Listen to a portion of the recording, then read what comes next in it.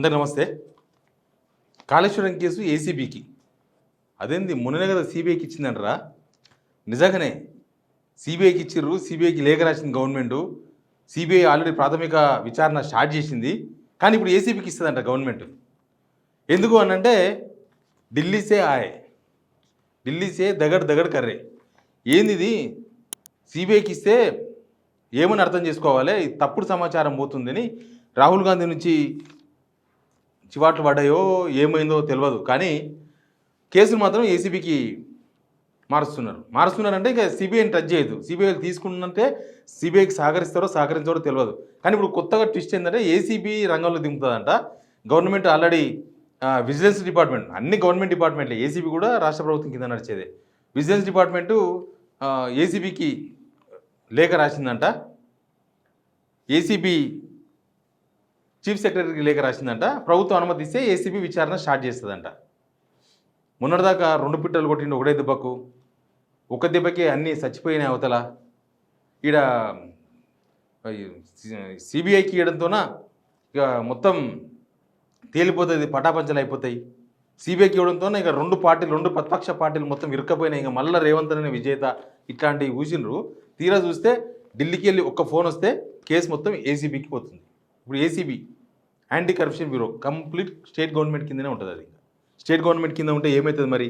ఏంటి అసలు? ఇప్పుడు సిబిఐకి ఇచ్చింది అదే విషయాలపైన, కాళేశ్వరం విషయంలో జరిగిన లోటుపాట్లు, టెక్నికల్ విషయాలు, అవకతవకలు అన్నీ కదా. ఇప్పుడు ఏసీబీ తేల్చేది కూడా అదే కదా. ఏసీబీ కూడా దానిలో జరిగిన అవకతవకలే. ఎందుకు అంటే ఒక రీజన్ చెప్తున్నారు. ఏం చెప్తారంటే కాంట్రాక్టర్ల దగ్గర నుంచి ఇంజనీర్లు ఎట్లా డబ్బులు తీసుకున్నారు, కాంట్రాక్టర్ల దగ్గర నుంచి పొలిటీషియన్స్కి ఎట్లా డబ్బులు పోయినాయి అనేది ఏసీబీ తెలుస్తుందంట. అసలు ప్రతి గవర్నమెంట్లో పొలిటీషియన్స్ డబ్బులు తీసుకుంటారు, కామన్ అది. అసలు మన గల్లీలో ఒక రోడ్ వేస్తే ఆ గల్లీ కార్పొరేటరో, ఊర్లో అయితే ఊర్లో సర్పంచో, వార్డు మెంబరో ఇంతో అంతో పర్సంటేజ్ లేని పని చెయ్యరు. అది వ్యవస్థ నడుస్తుంది. అట్లా పని చేసినా లేదా మనం చూస్తాం, పని మంచిగా ఉంటే చాలా మనం చూస్తాం. ఇప్పుడు ఈ గవర్నమెంట్లో అవినీతి జరుగుతలేదా? ఈ గవర్నమెంట్లో డబ్బులు తీసుకుంటలేరా? ఇంకా ఎక్కువ తీసుకుంటున్నారు డబ్బులు. ఇక్కడ ఓపెన్గా తీసుకుంటున్నారు, ఇక్కడ ఓపెన్గా. ఇప్పుడు దాని ప్రూఫ్ ఏందనేది ఇంపార్టెంట్. ఇప్పుడు ఇదంతా 6-7 ఏళ్ల క్రితం జరిగింది. అప్పటి ప్రూఫ్లు ఇప్పుడు దొరకబడతారంట. ఇప్పుడు ఎందుకు అనంటే ఇంజనీర్స్, కాళేశ్వరంలో పనిచేసిన ఇంజనీర్స్ మొత్తం వాళ్ళ దగ్గర ఎవరి మీద ఏసీబీ సోదాలు చేసిన 100 కోట్లు దొరుకుతున్నాయి. కాబట్టి దీనిలో పెద్ద జరిగింది అనేది ఎస్టాబ్లిష్ చేస్తున్నారు. కానీ ఒకటి ఏంటంటే ఆ ఇంజనీర్లు ఎవరైనా సరే కాళేశ్వరం వచ్చినాకనే వాళ్ళ డ్యూటీలో ఏరలే. వాళ్ళకు 40 ఏళ్ళ సర్వీస్, వాళ్ళు ఎన్నో ప్రాజెక్టులకు ఇంజనీర్లుగా పనిచేసిన వాళ్ళు ఎన్నో సంవత్సరాలుగా ఈ ఫీల్డ్లో ఉన్నవాళ్ళు. వాళ్ళ ఫ్యామిలీ మెంబర్స్ బిజినెస్లు చేసి ఉండొచ్చు, దానిలో మొత్తం అవినీతి ద్వారానే వచ్చి ఉండొచ్చు, లేకపోతే కొన్ని బిజినెస్ ద్వారా వచ్చి ఉండొచ్చు.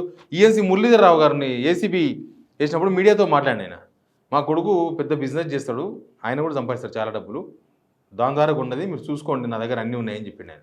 అట్లా కూడా ఉండొచ్చు, దాంట్లో కూడా తప్పేందుకు అనుకోవాలి. మరి ఇప్పుడు ఏసీబీ ఏడికెళ్ళి తీసుకొస్తే ఆధారాలు? ఇప్పుడు కాళేశ్వరం కమిషన్ కోవాలి మనం. కమిషన్కు పోయిన కాడ కమిషన్కే ఆధారాలు ఎవరు ఇవ్వలే. ఇప్పుడు విజిలెన్స్ కదా ఏసీబీకి లేఖ రాసింది విచారించమని. విజిలెన్స్ విచారించింది, విజిలెన్స్ దగ్గర ఏమీ లేవు, ఆధారాలు లేవు. ఇప్పుడు ఏసీబీకి అయినా వీలే ఇవ్వాలి ఆధారాలు, సిబిఐకి అయినా వీలే ఆధారాలు ఇవ్వాలి. కమిషన్ కూడా వీలే ఇచ్చేది ఉండే, కమిషన్కి ఇవ్వలేదు వీళ్ళు. ఓన్లీ ఏసీబీతోనే మొత్తం తేలిపోద్దాం అనుకున్నప్పుడు మరి సిబిఐకి ఎందుకు ఇచ్చినట్లు అనేది ఒక పాయింట్. ఇంకోటి ఏసీబీకి ఇవ్వాలనుకుంటే 2 ఏళ్ల క్రితమే వేయచ్చు. 2 ఏళ్ళ వీళ్ళ గవర్నమెంట్ వచ్చి 21 months. కమిషన్ బదులు ఆ కమిషన్కు ఇన్ని డబ్బులు 14 కోట్లు 15 కోట్ల డబ్బులు ఖర్చు పెట్టే బదులు డైరెక్ట్గా ఏసీబీ వేస్తే ఇప్పటికి లెక్కనే తేలిపోయేదేమో కదా. అసలు ఏసీబీ ఎట్లా తెలుస్తుందండి? ఇక్కడ కమిషను ఏమీ తెలుసలేదనేది మనకు అనిపించింది. విజిలెన్స్ రిపోర్ట్లో కూడా ఏమీ లేదు. ఇప్పుడు ఆ విజిలెన్స్ వాళ్ళే, ఇప్పుడు విజిలెన్స్ రిపోర్ట్నే కదా కాళేశ్వరం కమిషన్ తీసుకున్నది. వాళ్ళు విజిలెన్స్ రిపోర్ట్లో ఏమైనా ఉంటే కాళేశ్వరం కమిషన్ నోట్ ఫైల్ చేసేది కదా దాన్ని. అది జరగలేదు, ఇది జరగలేదు. ఇప్పుడు ఏసీబీకి ఇస్తున్నాం అని చెప్పినారు. అందుకే ఇదంతా ఇది ఒక డ్రామా లాగా అనిపిస్తుంది. అంటే సిబిఐకి ఇవ్వడం వల్ల కాంగ్రెస్ పరువు ప్రతిష్ట దేశవ్యాప్తంగా పోతుంది. అది మెయిన్ ప్రాబ్లం ఇక్కడ. అందుకే ఢిల్లీకి వెళ్ళి చివాట్లు పడాయో, ఢిల్లీకి వెళ్ళి ప్రెషర్ వచ్చిందో ఏమొచ్చిందో ఇప్పుడు సిబిఐ విషయం మాట్లాడద్దు. యాక్చువల్గా సిబిఐకి ఇవ్వాలని బీజేపీలు డిమాండ్ చేశారు.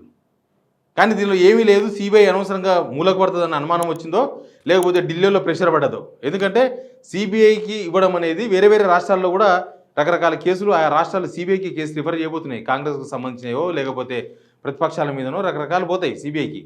అప్పుడు నువ్వు సిబిఐని తప్పుపట్టే అవకాశం కాంగ్రెస్కు లేకుండా పోతుంది. ఆల్రెడీ అదాని విషయంలో కూడా అదే జరిగింది కదా. హైకమాండ్ ఒకటి భావిస్తే ఈయన అదానితోన ఏకంగా 100 కోట్ల రూపాయలు గిఫ్ట్ చెక్ తీసుకున్నాడు. ఇప్పుడు అదాని అసలు వీళ్ళు అప్పుడు ఏం చెప్పారంటే అదాని సిమెంట్ ఫ్యాక్టరీలు మొత్తం రద్దు చేస్తున్నాం, కాంట్రాక్టులు ఇంకేడు ఉంటాయన్నారు. ఇప్పుడు వాళ్ళ కాన్స్టిట్యున్సీ కోడంగల్ల అదాని సిమెంట్ ఫ్యాక్టరీకి సంబంధించిన ఏర్పాట్లు జరుగుతున్నాయంట. మరి అదేందో బయట కూడా చెప్పారు, లోపల ఒకటి చేసినారు. ఇది హైకమాండ్కి తెలుసో తెలియదు. హైకమాండ్ తప్పుదోబట్టి ఇంకా మాట్లాడారేమో అప్పుడు అట్లా. ఇప్పుడు ఇది కూడా సిబిఐ అన్నారు. సిబిఐకి విచారించమని లెటర్ రాసినారు. సిబిఐ ఏదో విచారణ చేస్తుంది, ప్రాథమిక ఆధారం దొరికితే కేసు పెడుతుంది, లేకపోతే లేదు అని అదొక బయటికి లీక్ వచ్చింది. కానీ అది నడుస్తుండగానే మరి ఆగొచ్చు కదా, వెయిట్ చేయొచ్చు కదా, సిబిఐ పట్టించుకుంటుందో పట్టించుకోదో. అది కాదు, ఇప్పుడు సిబిఐ కనుక సీరియస్గా తీసుకుందనుకో అది పెద్ద బొక్క పడుతుంది కాంగ్రెస్కి. అందుకే రాహుల్ గాంధీ అట్టెట్లా సిబిఐకి ఇస్తారు, సిబిఐకి ఇస్తే ఇంత పెద్ద పరిశాన్ అవుతుంది, సిబిఐకి ఇస్తే రేపు ఈ గవర్నమెంట్ మీద కూడా సిబిఐ, ఇప్పుడున్న గవర్నమెంట్ రేవంత్ రెడ్డి గవర్నమెంట్ మీద కూడా సిబిఐ రేపు అన్నాడు వాళ్ళ అన్నదమ్ముల మీదనో లేకపోతే వాళ్ళ మంత్రుల మీదనో వాళ్ళ ఫ్యామిలీస్ మీదనో సిబిఐ చేస్తే అప్పుడు యాక్సెప్ట్ చేయాల్సి వస్తుంది కాంగ్రెస్. అప్పుడు మరి సిబిఐని తబ్బడానికి రాదు. ప్లస్ దేశవ్యాప్తంగా సిబిఐని వ్యతిరేకిస్తున్న కాంగ్రెస్ తెలంగాణలో మాత్రం సిబిఐతో న్యాయం జరుగుతుందని ఎట్లా చెప్తారు? వాళ్ళు అట్లా చెప్తే కాంగ్రెస్ పార్టీ ఒక స్టాండ్ లేనట్టు, లేకపోతే వాళ్ళు మాట్లాడుతున్న మాటల మీద వాళ్ళకే నమ్మకం లేనట్టు కదా. ఆ దెబ్బకు సప్పడ కాకుండా సిబిఐ అనేది సైడ్ చేస్తుంటా, సిబిఐ అనేది పెద్దగా మాట్లాడకుండా ఏసీబీ అనేది రంగంలో దింపాలనుకుంటున్నారు. ఏమవుతుంది, ఏసీబీ దింపితే రేవంత్ రెడ్డి అనుకున్నది జరుగుతుంది. అప్పుడు ఓటునోటు కేసుల ఏసీబీ కదా ఆయన పట్టుకున్నది. ఆయన ఎమ్మెల్యే కొనుగోలు చేయకపోతే పట్టుకున్నారు, రెడ్ హ్యాండెడ్గా పట్టుకున్నారు. ఆయన చంద్రబాబు నాయుడు తరఫున ఒక మనిషిగా, ఒక ఏజెంట్గా. అప్పటిదాకా రేవంత్ రెడ్డి అనే తన పెద్ద ఫిగర్ ఏం కాదు, ఆ తర్వాత దాన్ని వినియోగించుకున్నాను. కానీ అప్పుడు రేవంత్ రెడ్డి గారు అక్కడ ఏసీబీ పట్టుబడ్డది. ఏసీబీ పట్టుకొని అక్కడి నుంచి తీసుకొచ్చి రిమాండ్ చేసిండ్రు. ఒక 1 మంత్ జైల్లో ఉన్నాడు. దాని మీద ఇప్పటికి నడుస్తుంది కదా ఓటునోటు కేసు. మత్తాయి కొట్టాడుతున్నాడు కదా. నేనే అసలు దీనిలో ఏం జరిగిందని మొత్తం వాస్తవాలు చెప్తా కోర్టుకని. ఇక దానికోసమని ఇప్పుడు ఏసీబీ అయితే అరెస్ట్ చేయాలనుకుంటే గవర్నమెంట్ ఎవరైనా అరెస్ట్ చేయాలనుకుంటే చాలా ఈజీ. ఎథిక్స్ ఉంటాయి, ఉండవు, అంతే. ఇప్పుడు అక్కడ చంద్రబాబు నాయుడిని జగన్ అరెస్ట్ చేయలేదా? సరే, దానిలో ఏం జరిగింది ఏం జరగలేదు తర్వాత తెలుస్తుంది. కానీ చంద్రబాబు నాయుడు అరెస్ట్ చేసింది కదా. అట్లా ఇక్కడ కూడా ఏం చేద్దామన్నా ఇప్పుడు ఫార్ములా ఈ కార్ రేసులో చేద్దామంటేనేమో అది అయితలేదు, ముందలు పోతలేదు, దానిలో ఏమీ దొరకలేదు ఇప్పటిదాకా కూడా. అది క్విట్ ప్రోకో కింద ప్రూవ్ చేసే అవకాశం కూడా లేదు. గవర్నర్ పర్మిషన్ ఇస్తాడో తెలియదు. ఇదైతే కొద్దిగా గట్టిగా పట్టుబట్టవచ్చు అని మళ్ళీ మనసు మార్చుకున్నట్టున్నది. ఎవ్వరు అసలు వీళ్ళు మాట్లాడిన మాటల మీద వీళ్ళే ఉండలేరు. కానీ హైకమాండ్ మాత్రం వాళ్ళకు అనవసరంగా మాకు ఇబ్బంది పెడుతున్నారని ఫీల్ అవుతున్నట్టుంది. అందుకే ఈయన తీసుకునే నిర్ణయాలలో వాళ్ళు మళ్ళీ రివ్యూ చేసి కాదు అని చెప్పి చెప్పాల్సి వస్తుంది. ఎనీవే, ఇప్పుడు కాళేశ్వరం కేసు సిబిఐ తీసుకుంటుందో తీసుకోదో, తీసుకుంటే వీళ్ళు సహకరించరో, తీసుకున్నా కూడా వీళ్ళు సహకరించకపోతే సిబిఐ చేసేది ఏమి ఉండదు. ఇప్పుడు మళ్ళీ ఏసీబీకి ఒక సిబిఐ చేస్తున్నప్పుడు మళ్ళీ ఏసీబీకి ఇవ్వాల్సిన అవసరం ఏముంది అని అంటే అది పొలిటికల్గా సిబిఐకి ఇస్తే సిబిఐ ఇవ్వడం వల్ల కాంగ్రెస్ మోరల్ పోతుంది.